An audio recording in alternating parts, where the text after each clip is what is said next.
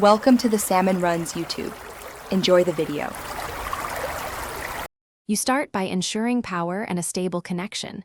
This prevents interruptions that can brick the phone. Once charged to 50% or more, use the original cable or a trusted charger. Make sure you back up important files if possible, but do not delay. Power off the device now. Then, press and hold volume down plus power together until the Oppo logo appears.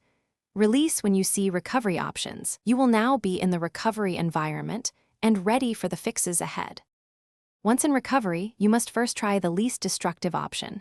Wipe the cache partition to remove temporary files causing boot loops. This clear system caches without deleting your photos or apps. If that does not resolve the issue, consider a factory reset. But understand it erases user data, so use it only when necessary. For software corruption, flash the official firmware.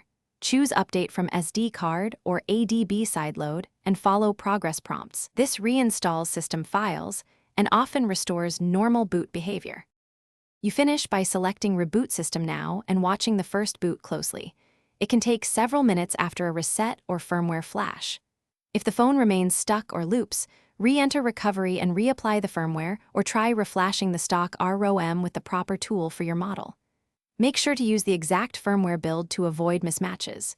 If repeated software attempts fail, suspect hardware, battery, eMMC, or power IC, and seek professional service for diagnostics and repair.